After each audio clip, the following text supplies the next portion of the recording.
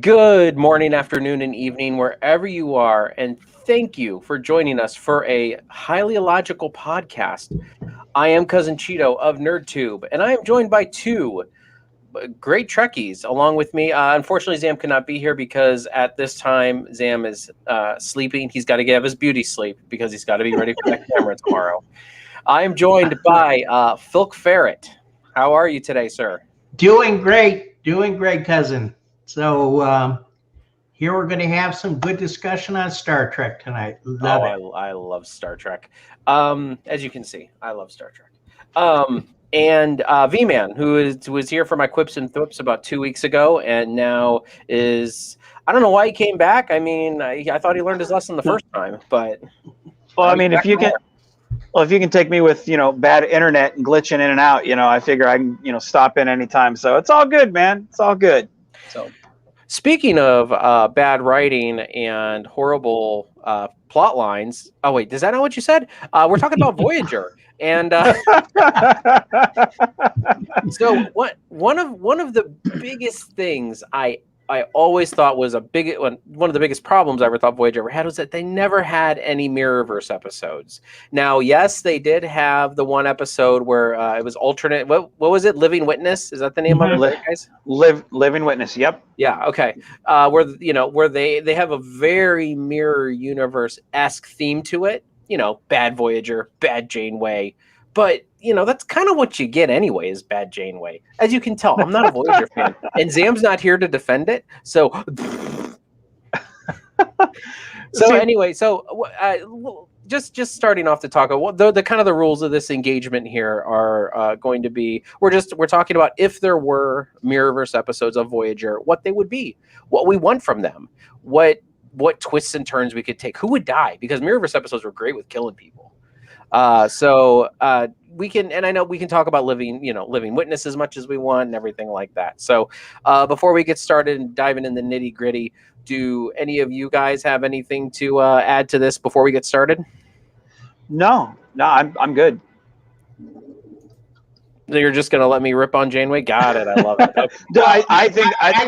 I call Voyager sometimes "mommy in space," much to the consternation of my spouse, who is a big Voyager fan. So, but there's always that thing about Janeway. She always seems, there wasn't a lot of conflict in Voyager or sense-making voyage conflict. I don't know. It just was not my cup of tea. Yeah, it wasn't mine either. It was probably one of my least favorite Star Treks out of all of them, not gonna lie. Go ahead, Vance. I think the only way you can take Voyager is to rip on Janeway, because she is so annoying. Every episode, I can't stand her. She constantly makes bad decisions. Her crew constantly kisses up to her. How many times could she have gotten her crew home and didn't? I think the series is terrible just from a continuity perspective. You have a space battle that supposedly damages the ship. Next episode, where's the damage at? And this is a ship that, supposedly doesn't have any access to a space dock. Now that could be forgivable in Next Gen, where you had access to a space dock or starbase. But, Voyager, I loved the episode Equinox, because you saw the ramifications of a crew that was actually stranded in the Delta Quadrant. But, Voyager, you never got the sense of rations unless it was intended for the plot. You never got the attention of the Maquis and the Starfleet unless it was for the plot. What tension was there was gone after maybe 5 episodes. You never got the sense the ship was really in any danger. Now, Year of Hell, which was in season 4, was supposed to be all season, but they nixed that. They said, okay, well, let's try to get it for 3 episodes, and they nixed it down to 2. As much as you may, some people may hate DS9, it was a series that stepped out and took some fucking risk. Voyager never took any risk. It wanted to, it had a risky premise, but it always played it safe, and that's why I hated Voyager, because it had the biggest chance to do something that no one else had ever done. And that's why I love Living Witness, was because you saw these crew Janeway's a cold-blooded killer in this episode. And if that doesn't scream mirror universe, I don't know what does. I loved that because it actually made the crew interesting. As much as I love, Tom and Harry and that friendship, there's not really much to the series that's interesting. And those people that love it, which my wife does, I can't stand the series because it's so vanilla. Yeah, it definitely, it's play it safe in the Delta Quadrant is what it should be called. Because you're right. The entire series played it safe. Chakotay was a tool, and I liked the actor who played Chakotay, but I hated the way they wrote him. Harry Kim, the forever ensign. I wouldn't be surprised if we ever saw him in Picard and he was still an ensign. Well, the thing about, I love Robert Beltran as an actor, and you're absolutely right. He's great. The biggest thing, Chakotay is my favorite first officer, and it sucks because, it's not for anything he did. It's for the potential that I saw in his character, and the writers missed on it. Now, go back to season 1 when it's a yet unnamed Seska, and whoever the person is that's standing next to her, they go up to Chakotay and they're like, look, we heard what happened with B'Elanna. If you want, we've got your back. He's like, what exactly are you saying? And they're like, if you want to take over the ship, we've got you. And he says to both of them sternly, if you ever talk like that again, I'll personally throw you in the brig for mutiny. And then he walks off. And at that moment, I was like, hell yeah. Now, this guy is a guy that's not going to take any shit from anybody, and he's got Janeway's back. I love this character. This is it right here. This is it. And after that, it was downhill. The next 7 years, downhill. Yeah, the only time he ever went really against Janeway was, not even against her, but really strongly, Scorpion. Yeah, that's exactly what I was going to say. It was Scorpion. Scorpion or Equinox. That's it. Yeah, I guess Equinox. Outside that, not really interesting. Ferret, did you have anything else to add, or are we ready to dive into this? No. Okay. So there was a comic book that was put out back in 2019. So it's actually pretty recent. And it was based in the mirror universe of Voyager, and it was called Mirror and Smoke. Not Smoke and Mirror, Mirror and Smoke. And the bottom line premise of this was Janeway and her ragtag group of people who had just happened to all be Voyager people get onto a Intrepid class vessel and get bolted into the Delta Quadrant when they're trying to escape the Alliance from Terok Nor or something like that. And so they're all out there, and Janeway, instead of, and for I haven't read it, but I read the whole plot or whatever. It didn't say why they stayed out there, but it did say that they were fighting with Neelix and Cass, which I thought was awesome. And B, it was saying that they just decided to stay out in the Delta Quadrant and stay away. I think that was the reason, is that they decided to stay in the Delta Quadrant and start pirating and plundering and everything like that. And 7 of 9 came in pretty early because she was they say she beamed on. I don't know, but anyway. So that was kind of the synopsis of it. My big issue with this is that Tuvok was there, and if we remember in DS9, there was an episode of the Mirror Universe where Tuvok was in the Resistance. Terok, he's Terok Nor. Yeah, he was on the planet with Captain Bashir and Captain Dad when everybody was a captain. So yeah. So I mean, that was a big blaring plot hole when I was reading through that. So now I'm like, wait a minute, Tuvok was actually in DS9's episode of the Mirror Universe. So big plot hole, shouldn't have been there, but whatever. It's beta canon, whatever you want to consider that. Star Trek Online, uber beta canon. Changed my mind. Anyway, so the way I would go about it is I would start probably doing Mirror Universe stuff in, I would say, season 2 or 3. So the only thing you have to decide is, will there be like in DS9, will there be crossover with Prime Universe, with Mirror Universe, or will it be like the episode of Enterprise where it's a bottle episode? That's what it is. That's all you see. I think that we should start my version of the Mirror Universe on Voyager would start in season 4. Of course, there would be Borg 7 of 9 shenanigans involved. About her probably crossing over because of some transporter accident and her Borg implants fry or something, and then her Borg implants get perkier or something. I don't know. And then she winds up in the Mirror Universe. Well, in there, Janeway, of course, and now there could be one of two ways this would work. either it would be a nice little deterrent from the Delta Quadrant where Voyager would be in the Alpha Quadrant and Janeway would be like one of these big commanding leaders. And of course, you know, Seven of Nine, either there would be a counterpart in the on the ISS Voyager, or it would be like she just shows up out of nowhere and they're all like, ah, kill her, you know.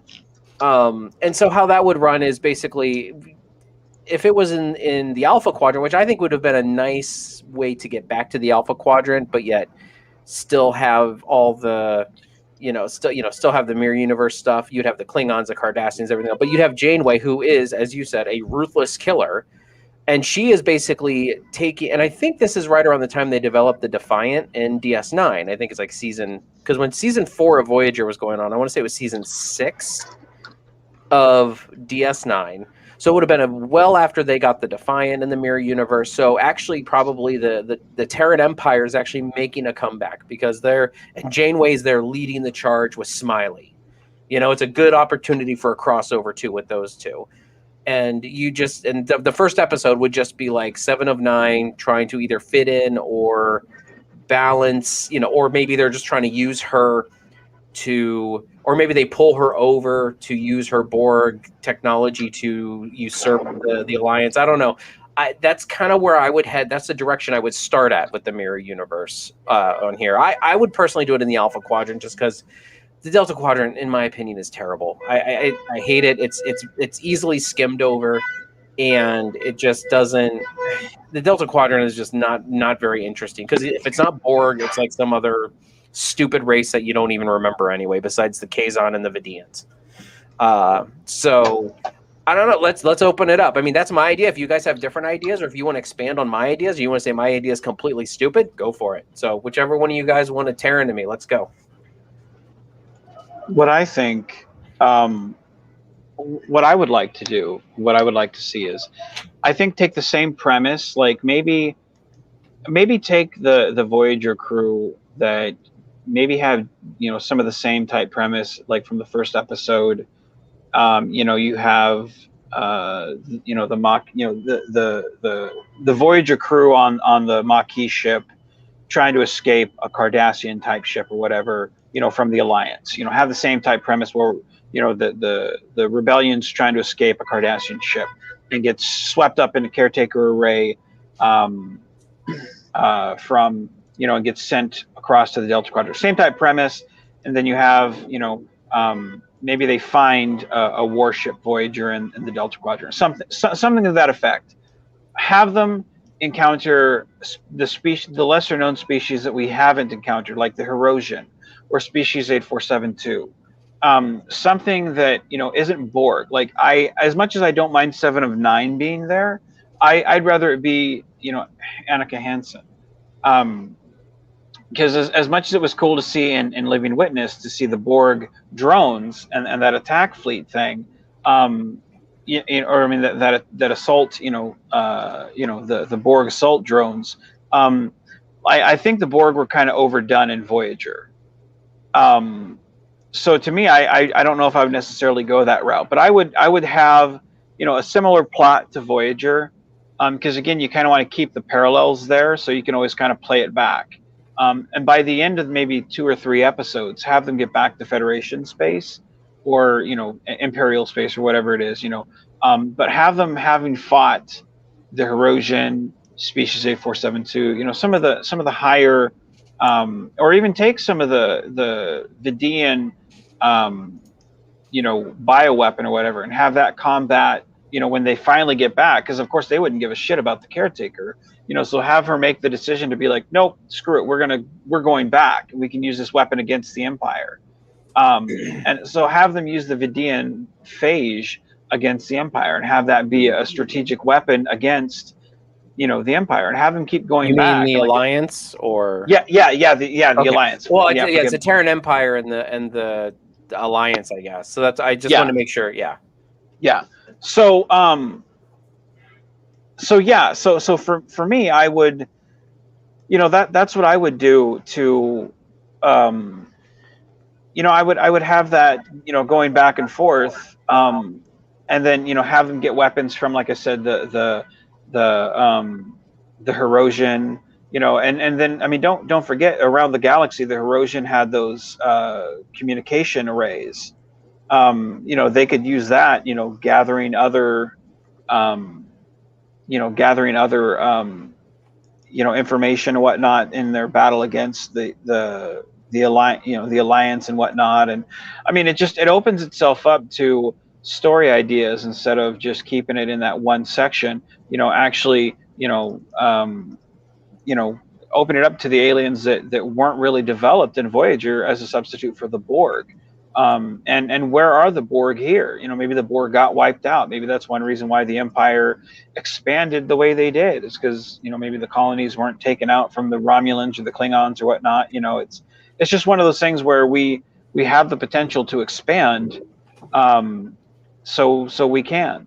I don't know. What do you think, Frank? I'll be right back, guys. Give me 1 second. Okay. I'm sitting here thinking to myself, what would a mirror universe be actually in that time frame? I can't see a Maquis at that point, because I would think that all Terrans would be banding together, and there wouldn't be, that tension between the Maquis and the Federation, because they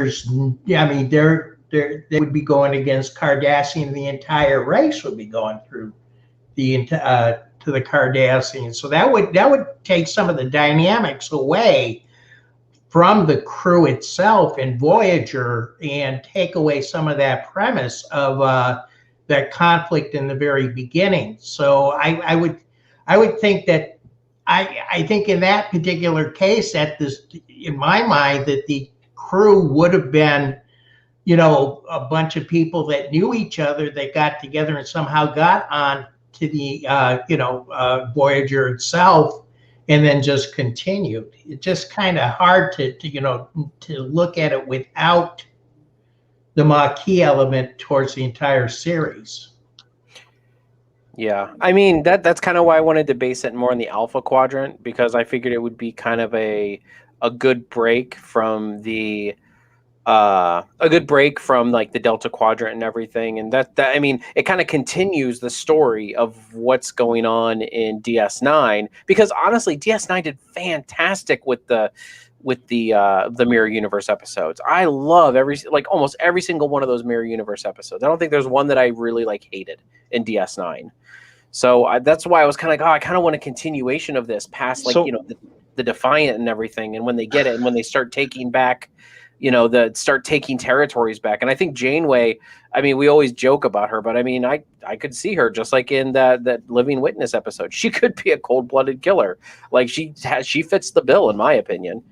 So you like the Ferengi episode of the Mirror Universe? Like that was the only one that I flat out disliked. I avidly hated that one.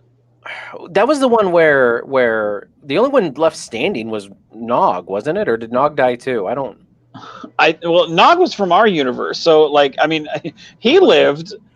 See, that's how forgettable it was, because it was a comedic Mirror Universe. Here's the premise, and this is where they lost me, because they went to the Mirror Universe. Nog, Quark, I think Rom. I'm not really sure. I forget who all went, but I know it was Quark and Nog, or Quark and Rom. But they go to the Mirror Universe because they want to sell the Alliance, or they want. Yeah, I think it's the Alliance, or they want to go sell them cloaking devices because they don't have them. And I'm like, wait a second. In the very first episode crossover, the Cardassians and the Klingons decloak on Bashir and Kira. So that right there is a big continuity glitch. They have cloaking devices. So your whole premise of that episode is not true. But the whole episode is played for laughs. All of the Ferengi, every character in that one, I felt like they were talking down to me as an audience member, and I felt like out of all the crossover episodes, I felt like that one was the worst written. And I felt like that one just did not belong. Every other one I felt like was fine. Even the Vedic Burial one, I can stomach it, even though I'm like, I'd rather fast forward through it. It's fine. But that one, I just felt like it was too comedic for me.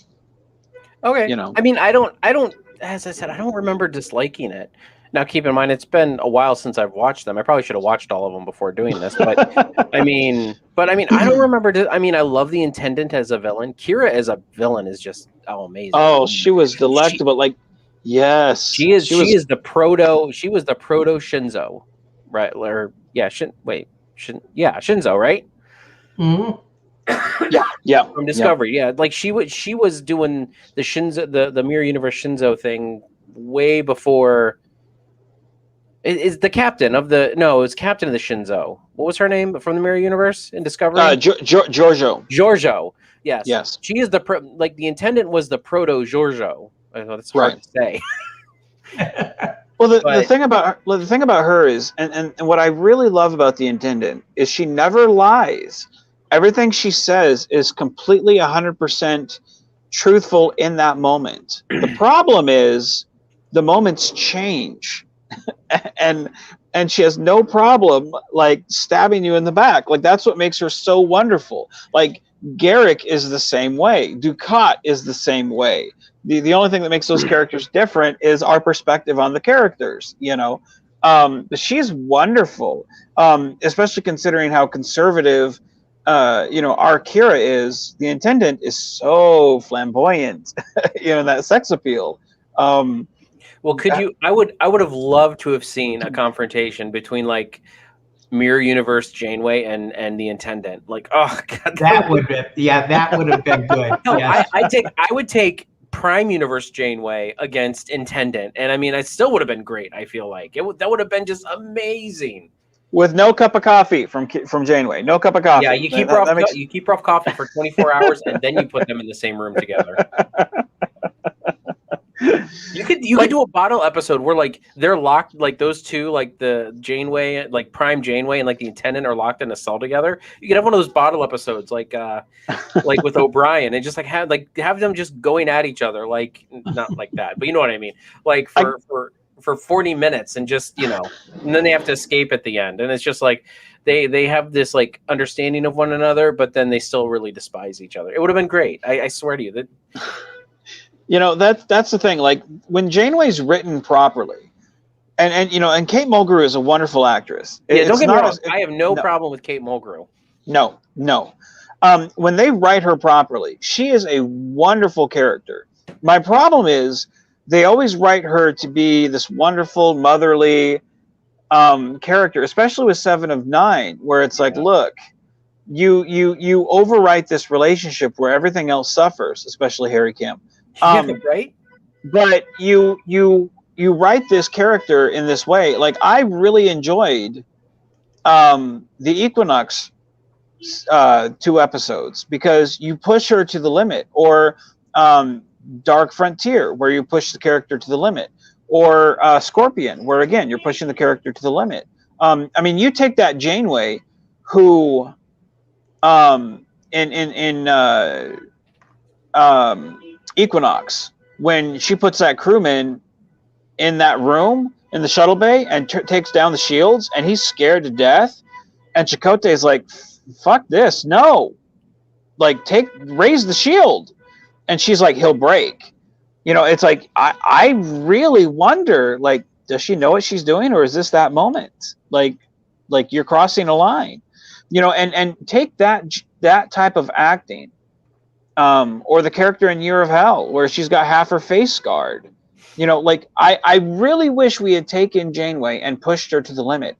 So you take that same type of character with no of the moral mama-ness and just push her, where all she cares about is her crew. She doesn't care about you. She doesn't care about your morals. She cares about getting her crew safe. Her empire has failed her long ago, and she cares about her crew. And now she's thrown on the other side of the galaxy. She sees all these alien opportunities, and she's like, great, screw the caretaker. And she takes her gun and she shoots at him. And now she's in charge of the caretaker array. And all these aliens are looking at her going, oh, wow, this woman has taken over. Great. Now we follow her. instantly the rebellion on, the rebellion gets credibility, because now they've got on our, on the Delta Quadrant, can now go side with the rebellion, and the war is now equal. To me, that makes it more interesting. I'd love to see, and that instantly would give the Voyager story, it's the same type of story, but it's uniquely different in this other universe, and it gives Janeway that push to the limit credibility. Well, here's the thing, though. Here's the thing that I'm going to throw up about that idea is, you're talking about a great series. I'm talking about like one episode a season, maybe two. So, because I mean, the Mirror Universe episodes are normally only 1 or 2 episodes a season. So, I mean, if you're pitching me a series or even like a spin-off series or something, I'm all for it. It sounds great. I actually like the idea. But I'm more talking about like 1 episode, 2 episodes, maybe a season, that kind of goes along every season with Voyager. And that's why I say having Voyager in the Prime universe, but having it, or having in the Mirror universe in the Alpha Quadrant. That's why I say it's a little bit easier to believe, just because because Voyager's always constantly on the move. So it's like every time they cross over universes, they're in the same place, in the same space. Like I don't know. I personally feel, even if let's take that idea. Let's take the Mirror universe, and let's say first season. Let's go second season. Let's not do first season. It's first season establishes the characters. So let's go second season. The Mirror Universe Janeway goes over, and that's where they go into, and they find the caretaker. They take over the array, and now Mirror Universe Janeway is now, she's the one that the Kazon now looks to, the Vidians now look to, and they're like, oh wow, this lady's taken over the caretaker array. What next? Season 3 comes by. You now find out Janeway is, they can't get back because the caretaker's, dead. But what do you do now? Because, you've got this vast technology. Now you start tearing it apart. So Janeway and the Voyager crew have taken control of the caretaker array. They've got this technology. They're starting to build the pieces together. B'Elanna Torres, the crews have come together, and they're starting to build kind of this alliance. So now they start breaching out, and so they start, taking over, and they start building up alliances, whatnot. Maybe you have, they start fighting the Talaxians. At the end of that, maybe, Kes and Neelix join or whatever. That's the end of season 3. Season 4 come by, they expand. They find the Herosian, and they find the arrays. So that's your. Hey, at the end of that episode, once they fight the Herosian and they start, making them submit, then they find those arrays, and they peek into the Alpha Quadrant because they now have those arrays. Season 5 comes by. Now you've got species 8472. They start going into fluidic space, and they're like, okay, we can now jump into this, and we can kind of ride that wave to the Alpha Quadrant. So you can now peek into that. Season 6 comes by. You now have slipstream technology or whatever, that you have from Arturas. You can now ride over there and jump back. So, I mean, you still have elements that you're doing each season, which are picking apart elements that you had more or less every year from, each season, and end of the season, you go back and you take back your empire, roughly season 7. Empress Janeway. Yeah, exactly. Yeah, boom. Yes, yeah. Yes. I can see that. I can see that. I mean, so I would, as I said, I like what you're selling me as a series, as bottled episodes. I get what you're saying. Like, you're paralleling what they're doing in each, like what big events each season. So you're right. Like, one season they would, acquire slipstream technology, and one season, they have species 8472 that they're dealing with and using fluidic space and everything like that. It would be interesting to see, like, the ISS Voyager have to face off, and like the Borg kept on prying into fluidic space. It's like, what if the ISS Voyager crew peered too much into fluidic space. And then Voyager and all of their allies are now dealing with species 847 So that's a very interesting episode. And actually that really piques my interest. I would watch the hell out of that episode. Yeah, I not even having the Borg involved, like.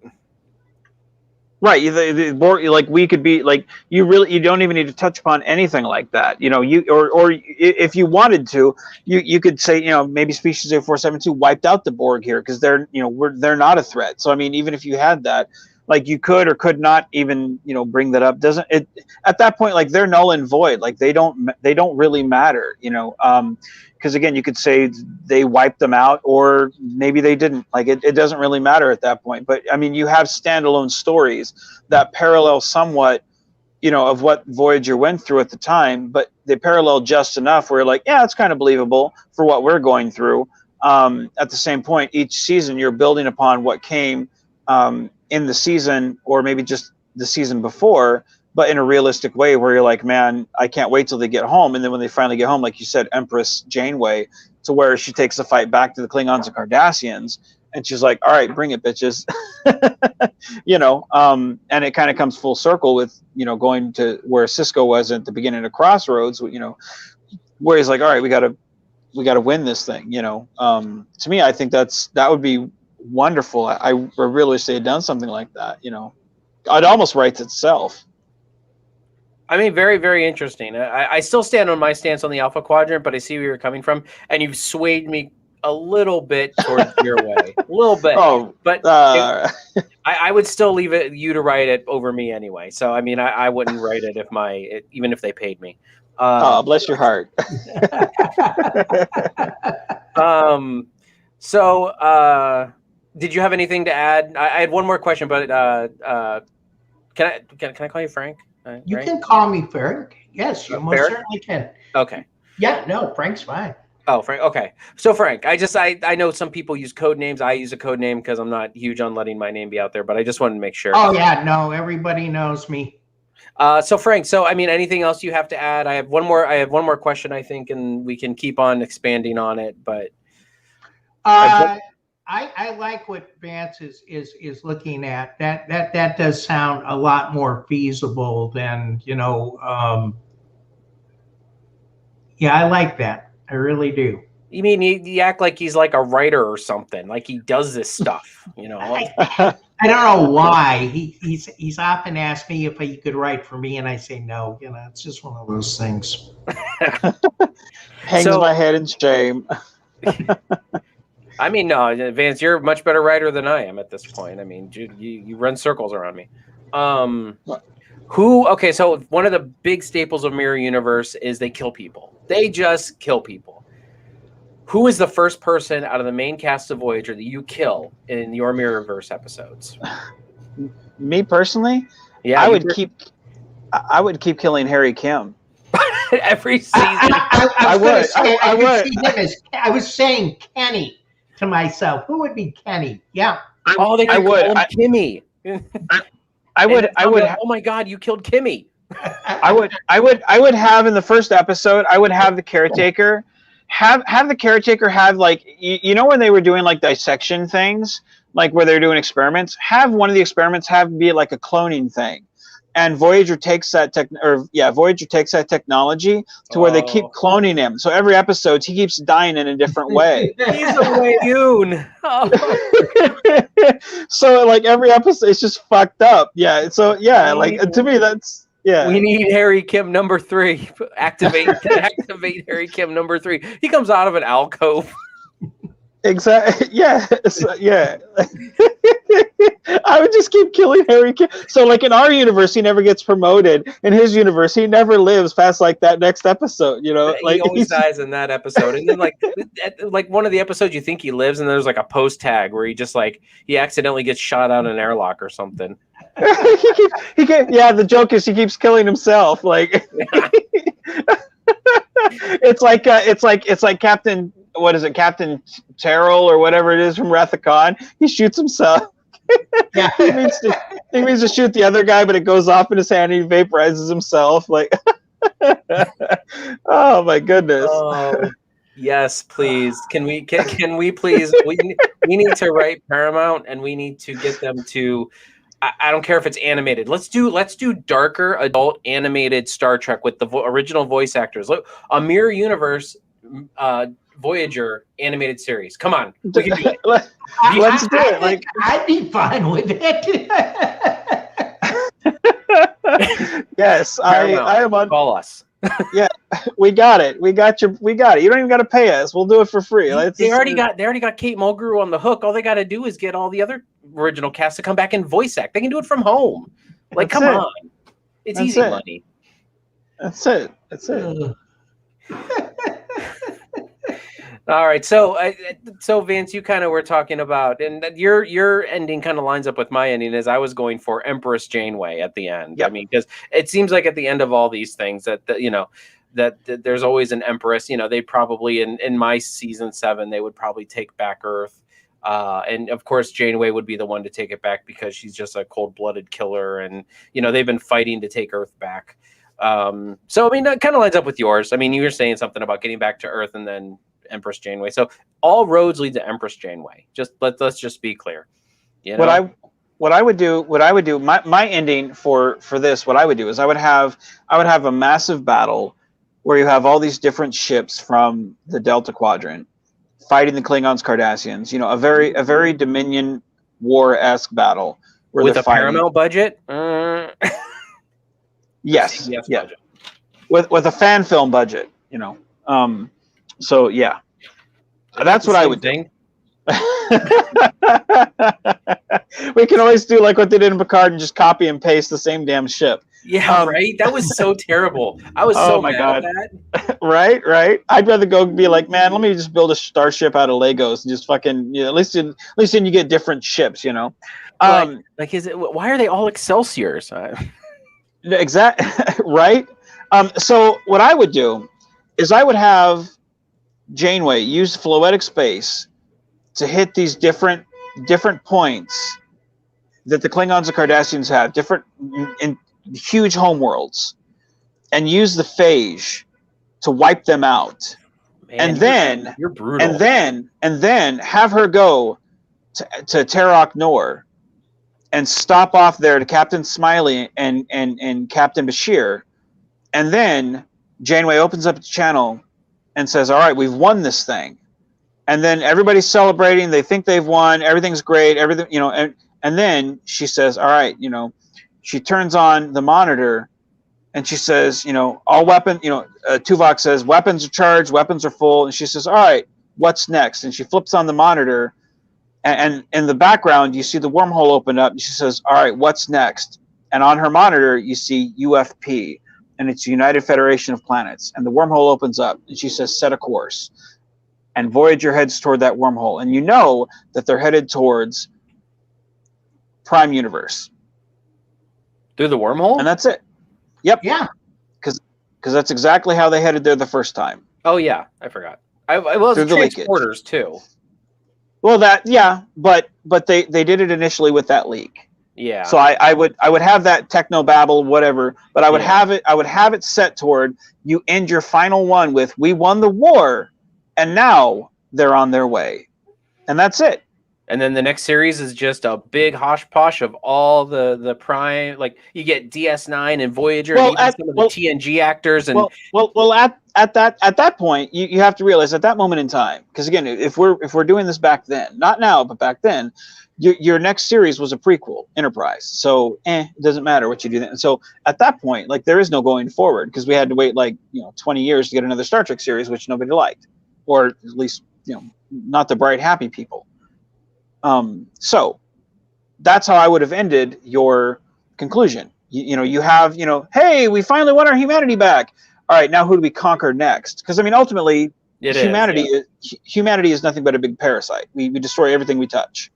And that's what I would show there is, hey, we didn't win our humanity back. We were just going and we're history repeating itself. Yeah. We didn't learn anything.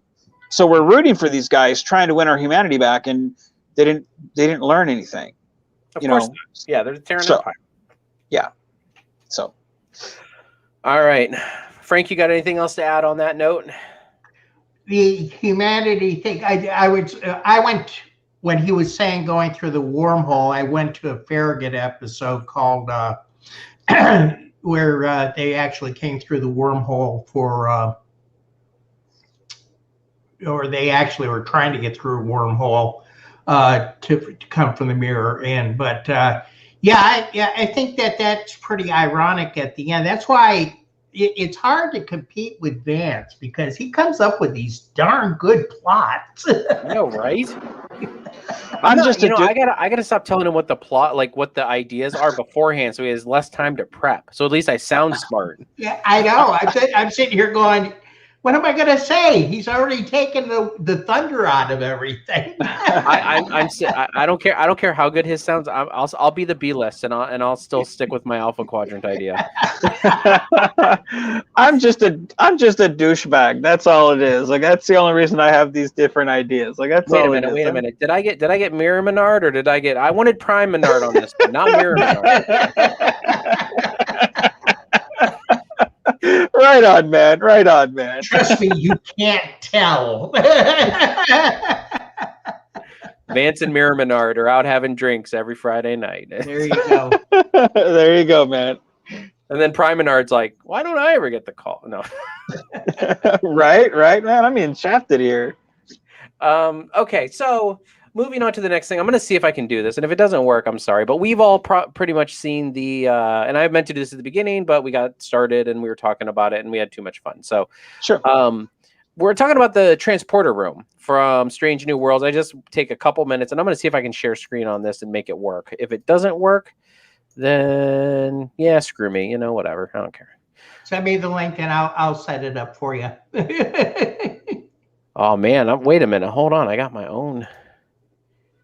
Hold on, let me see. Yeah, if you have to, just make sure if there's any sound, just make sure you save, share your sound also. No, it's just pictures. So I was trying to get it. Man. I thought you just had it. Well, that was my Facebook. Zam sent it to me through Facebook Messenger. And so I'm trying to, here, let me pull this out here. Okay. Let me do this. And I'm going to do this. I'm going to walk us through this because I can't do anything without talking through it because I'm lame. Okay. So there's that. And now I am going to share screen, Windows. There we go. Okay. All right. So here we go, ladies and gentlemen. So we have some of these pictures here. I'm going to scroll through these. So here are have you guys seen these pictures yet? I mean, I think Vance, you have. Yep. Frank, have you seen these pictures? No, I haven't seen these. I'm looking at them with. Okay. So they're really big, extravagant transporter rooms, and they got some green in the background. I don't know what that is. Oh, hey, look, there's our podcasting. But so, I don't know what I just did. There's supposed to be 4 pictures, but anyway, okay. So, now it's all white. Man, I am really messing this up. Okay, so you guys saw the pictures, right? Mm-hmm. So right. my thought on these is it's really just I feel like this transporter room is just kind of way over the top. Like I feel like it's a little bit much, and I'm not gonna lie. I don't know. What are your guys' thoughts on the transporter room? Well, it's not quite like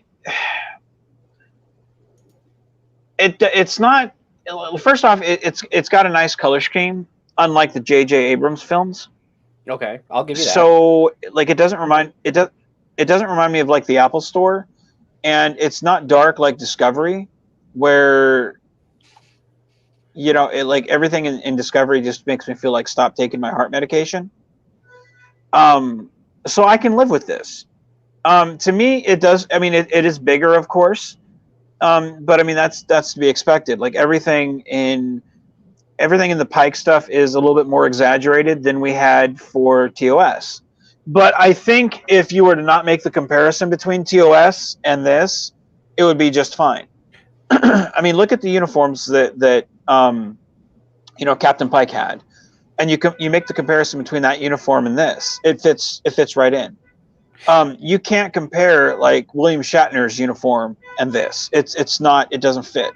Just like you can't really, you can kind of compare Pike's Anson Mount's uniform to the old sets, but it's not really reversible. You know what I mean? I feel like the world in which they've created for this Enterprise, this fits right in. So this doesn't bother me at all.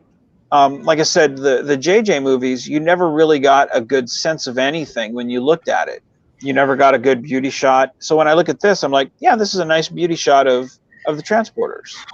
So yeah, I mean, I get what you're saying there, but I feel, and I don't, it does not have to be like apples for apples comparison from TOS, like the actual show. I understand there's obviously 50, 60 years between then and there, or then and here.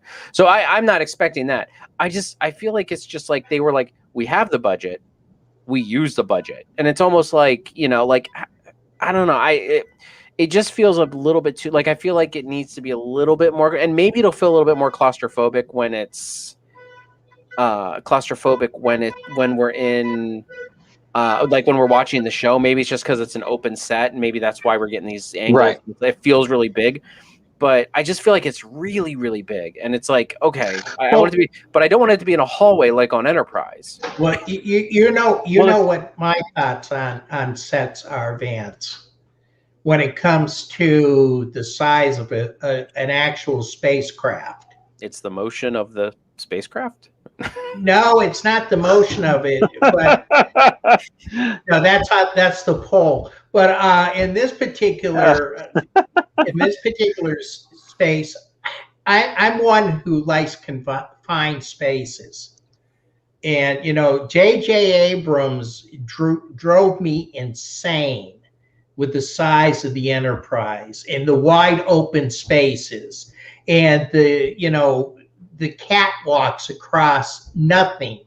Just like it drives me crazy when I watch Star Wars and I see it. Never mind Star Trek.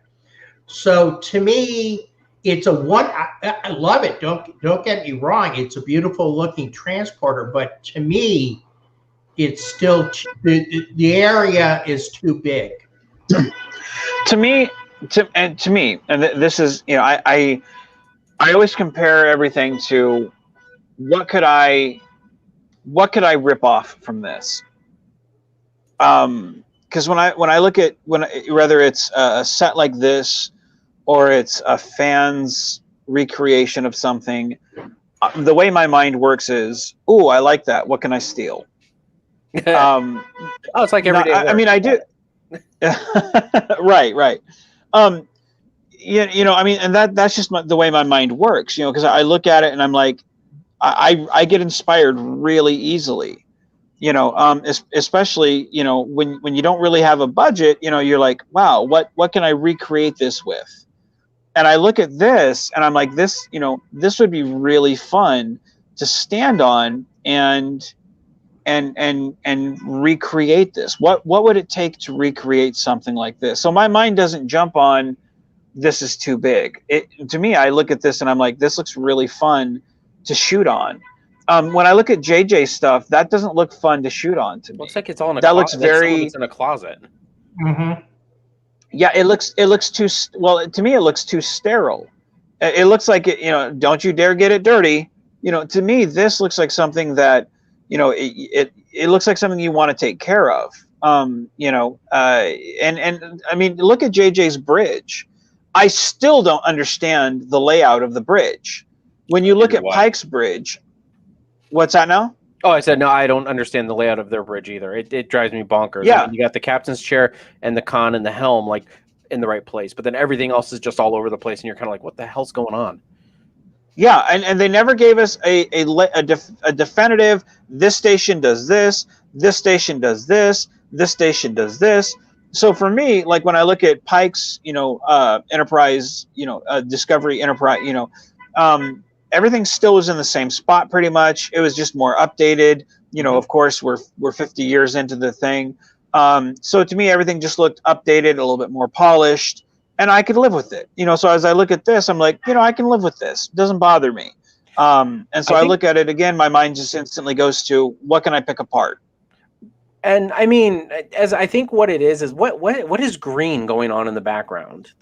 I honestly feel like instead of whatever green is in there in the background, maybe if that was just walls, or at least something, it looks too open, and it's just like, I mean, do they just walk around and walk? Like, is it just kind of like one of those amusement park rides where the spinning one where you get around the edges or whatever, and I don't know, I feel like whatever the green is there, is it electricity, is it lighting, is it Borg? I know it's not Borg, but I'm just saying it's not working for you, is what you're saying, throwing you off. Yeah, like if there were maybe walls back there, like I might feel a little bit more like the what I'm looking for. And as I said, it's not a break. I'm not gonna like cringe every time, or I'm not gonna say, oh, this series is garbage because the transporter room sucks. No, I mean, I am thoroughly stoked. Like, everybody's like, oh, we're going back to the TOS era again, blah blah blah, and it's like, I really like the idea of a Captain Pike series. We get the Enterprise, we get Pike, right, and I love the actor who plays Pike. I mean, he's no Manson, but I'll tell you what, he's pretty good. But yeah, go ahead. The thing, like, I was always a Pike fan, going back when it came out in the 80s, the Cage. I loved Captain Pike. I was like, man, because I was not a Captain Kirk fan. I liked him in the movies, but not in the series. So seeing Captain Pike, I was like, I like this guy. And then Bruce Greenwood was one of my favorite actors as a kid, and when he became Captain Pike, I was like, oh, hell yeah. Yeah.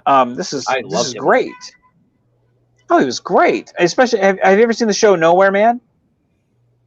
No. It was on UPN, the first season of Voyager, after Voyager. Oh. No, where was that, man? I get it, Frank. Oh my goodness. No, you look it up. Look it up on YouTube. Look it up on YouTube. It's 24 episodes, and it's great. If you guys actually want to watch it, I can send you links, because it's on YouTube, and it's a great show. It's very much like that. It's very much like that episode of the guy with the one-armed man. The Fugitive. Yeah. So then you get to Anson Mount playing Pike, and it's very much, it's this unexplored character who doesn't have much behind him, and it's this kind of unexplored time, and it's exciting because they've updated. It's to me, I really love the claustrophobic feel of the Cage era Enterprise, where it felt like a submarine. Obviously, this isn't that. However, this does feel adventurous, like what classic Star Trek was. And I'll take that over a dark Discovery any day. I agree. Discovery, the first season was, I mean, if you go in the Mirrorverse, I'm okay with it being dark, like we talked about earlier. But I mean, yeah, it was, all those dark tones just gave me just the heebie-jeebies throughout most of it. Yeah, the fact that you have in the first season, you have, at least I think it's first season, might be second. I think it's first. But you have the Klingon lady chopping off the baby's head and throwing it down the pit. Like, that might have been early second, but I've only watched season 1 and season 2 once, so I might be wrong. Yeah. Like, again, like I haven't, like, I've gone back and watched bits and pieces, that I enjoyed, but I've watched it once all the way through, and that's, so I don't know where it's at, but like the fact that I can't let my kid watch Discovery bothers me, because my kid likes Star Trek. I mean, we play hide and seek with our Enterprise D and our Vorcha class battle cruiser. Like we or not hide and seek, we play tag with them. We're firing torpedoes as we're chasing each other through the house, firing torpedoes at each other. The fact that my kid can't watch Discovery, really bothers me. So I'm hoping Strange New Worlds, fixes that, because I would love nothing more than for my kid and me to watch Star Trek again, eating popcorn. Well, and I'm pretty sure that he could watch season 3, which I know it's but probably too little too late at that point. But season 3 is really good, and it kind of goes back to form of more Star Trek than, Yeah, it's visually. I mean, I know he'd be like, I don't know what's going on, but I know visually it's better. I don't have to worry about baby heads being thrown around or Klingon boobs. Tossing it around like a baseball. Right. Better up. Yeah. So speaking of ships, that's what Klingons do. They just go in the front yard with their mitts and they just toss the baby head around. That's it. What That's it. But speaking of ships, somebody here has a ship that they wanted to talk about. Dun, dun, dun, dun.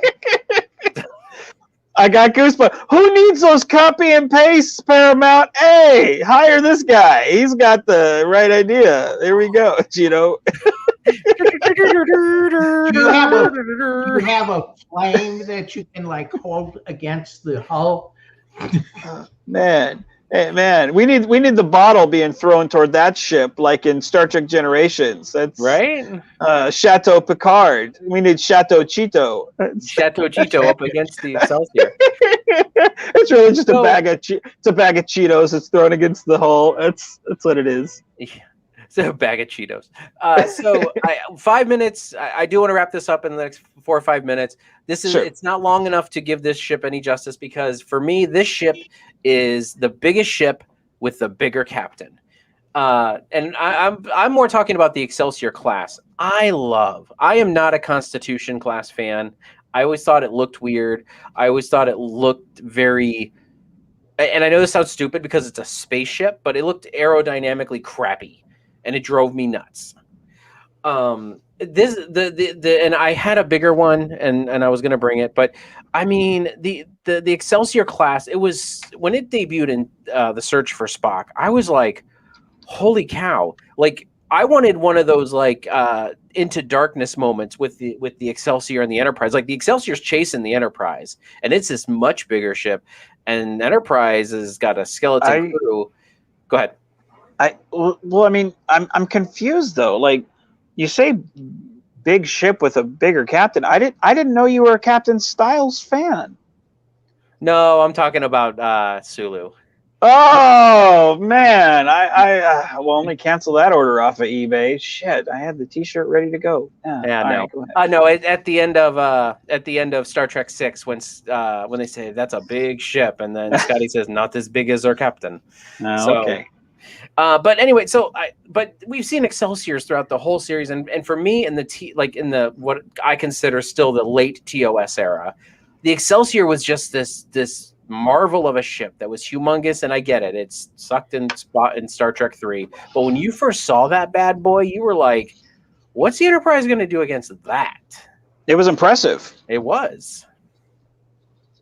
Dude, it was the next gen of ships, man. I mean, because the Constitution class, it was angled and it had all these like different angle, hard right turn angles, and the Excelsior was all curved and stuff, and it was like, oh, this is a sleek new design.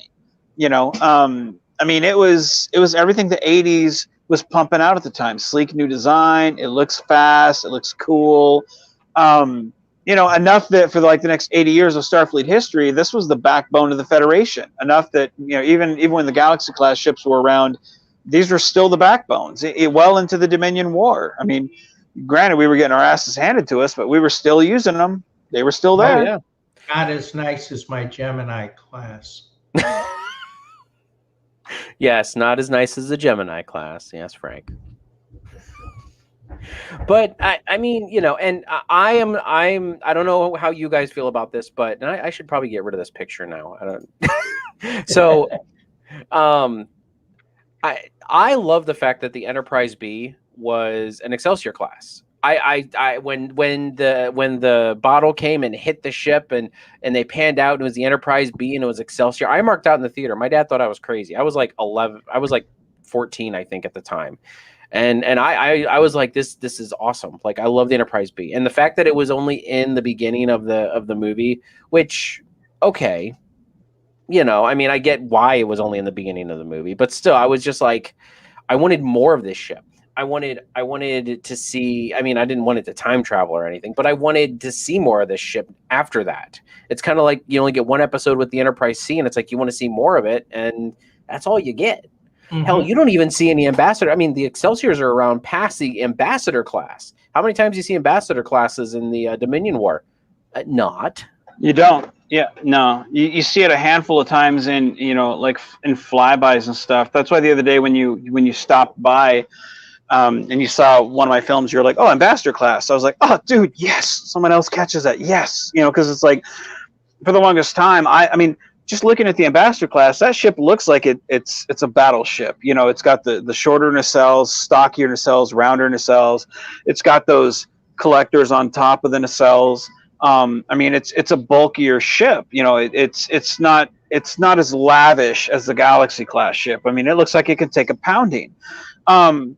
Going to the Enterprise B, the upgrade of the Excelsior class, I didn't care for it as much as I did the Excelsior from, like, say, Star Trek 3. Like, when I saw it in Star Trek 3, like, I got goosebumps. I was like, man, this is very, very cool. Looking at it in Generations, I didn't like it because it had those, like, kind of tail fin type things, the kind of the stretched out side. To me, it just looked like when a car puts on, like, there they had the sport. That was the sports edition of the Excelsior class. yes, and that, to me, I was like, what? Why is this on here? Granted, we had, like the Enterprise D had the third warp nacelle, which I was like, oh, that makes sense. You had the refit Enterprise, which had the sportier warp nacelles, but again, that kind of makes sense. So, like, I could justify all those. When I looked at that, I was like, what the hell is this? And I thought it made the ship look uglier. I mean, I thought the Enterprise B should have been an Excelsior class, but that just looked ugly to me. Everything fit except for that. I did not understand that. Well, and you know why they added that, though? It wasn't because they thought it looked better. It was because the way that the ship took damage in the special effects, they had to add that to make the special effects work for the damage that the ship took during. And I don't understand why that's what I've read and seen on multiple sources, was the fact that the reason why they gave it the sports fins and no other Excelsior class has them is just because, I mean, even in the Dominion War, they don't really have them, I don't think. Yeah, you never see, like, you see limited edition Excelsior class. Yeah, you never see that. You always see regular edition. Now, I mean, granted, the only reason you see regular Excelsior classes is because when Next Gen started, you didn't have those special edition upgrades. You didn't have that till 7 years later when Generations came. So, of course, realistic, they weren't around, because they weren't created yet. But, I mean, you never see that outside of Generations. You only see that there. I mean, in story, you could say, well, the Enterprise B was a special ship, so it got those. But, I mean, it's just such an ugly ship. I don't think it should have been that. But it was nice to see that they finally put that, baby to bed and said, yep, it's definitely an Excelsior. Here you go. It was nice to see that on screen. But I think, honestly, Star Trek 6 was the best time we ever saw an Excelsior on screen, because in the Dominion War, they always got their asses handed to them. They were just cannon fodder. Star Trek 3, it never got the chance to shine with Transwarp, and Generations, again, it got kind of, its ass handed to it. So Star Trek 6 was the only time you ever really got to see it as a hero ship, And Star Trek 6 is one of my favorite of the late TOS era is my favorite Star Trek movie. 6 is amazing. I love 6. I would take 6 over any other movie. I think it's better than Wrath of Khan. Not gonna lie. It's a good. I will throw down. It's a great. One of these days we need to have which TOS film is the best, and then next one will be like what's next. What's next generation film is best. So I mean. Dude, Star Trek 5 beats them all. Come on. Exactly. Cybok, that's better than Khan any day, dude. Heck yeah. Hey, Did did I you know the just go Excelsior in? is in Star Trek? Or no, wait, is it at the end of Star Trek 4? It's at the end of Star Trek 4 too. When they're flying to the new Enterprise at the very end of that, they go over there. They look like they're going to the Excelsior, and then they fly over the Excelsior to the former USS Yorktown, then remade USS Enterprise A. Yep. Which I think was stupid because I would have loved for them to go to the Enterprise A and it be an Excelsior class. That would have been. I would have loved it. Well, in the comic books at DC Comics at the time, in the comic books, they actually had them on the Excelsior for like that 2 years after Star Trek 3 comic book came out, and Spock was back on the ship. They had them on the Excelsior, and then Star Trek 4 movie came out, and then they had to redo the comics, But they made it for beta canon. Yeah, no, that's why I did, because I have the guy who plays Quoraf. He sent me all the comics and everything, and I had already read all the comics from that time era. So rereading them is kind of going down nostalgia. But yeah, from that era between Star Trek 3 and Star Trek 4, you had the crew on the Excelsior because of course they got to make up their own canon because movies didn't contradict it at the time. But yeah, they were on the Excelsior. Nice. So. Frank, do you have anything to add? We're going to kind of wrap this up. As I said, I could talk about the Excelsior for much longer, but we've just, I try to keep these things right around an hour. No, I'm all set. Okay. Thank you for having me on. I think the Lakota was a refit. Was the Lakota a refit? I think so. I could be wrong. I don't know. I'll have to look it up and send it to you on the side. Just something between you and me. I think the Lakota was, though. I think it was. It might have been. I mean, I'm trying to remember because it might have been though. Would they have had that model at that point, or? Yeah, it would have been CGI. I think it would have been CGI at the time because they were using CGI. Let me look this up real quick before. While you're wrapping it up, let me look this up. Let me because that's gonna bug me. Yeah. Okay. Well, I mean, guys, I'm very happy to have you guys on. I'm gonna try to do these kind of like I'm trying to do it alternate. Like every other week, I'm gonna be doing a podcast, and then I'm going to alternate between the Spider-Man podcast and the Highly Illogical podcast. So it's an open invitation. If any of you guys want to go, come on. I will. But normally I'm going to try to do them Tuesday nights because it seems to work out for people pretty well. And I mean, we can work it out. But this is kind of you'll see Highly Illogical podcast on our channel, but this is kind of just my original vision is we take a topic and we just talk it to death and then people come and love on us and that's not going to happen, but I have fun doing this. So I'm trying to stall a little bit. So it is a refit. Yep. Oh, the Lakota was a refit. Okay. Yep. Well, good. But okay. So anyway, Vance, thank you very much for joining me again and tolerating me for another hour of these shenanigans. Frank, Absolutely, I am sorry you had to tolerate me for the first time, but if you really are glutton for punishment, you can come back anytime we do anything. I'd be more than happy to do that, without a doubt. All right. Well, thank you guys. And anyone out there, please don't forget to comment, like, and subscribe to NerdTube. Please don't forget to check out our friends here at No Budget Productions. And I can't remember your channel name, Frank. What is it again? Conqueror Productions. Yes. So definitely check those out. I can throw links in the description here in a little bit because I was lazy earlier and I didn't, which I'm a bad host. So anyway, with all that being said, we'll catch you guys in the next one. Catch you later. Take care now. Bye-bye.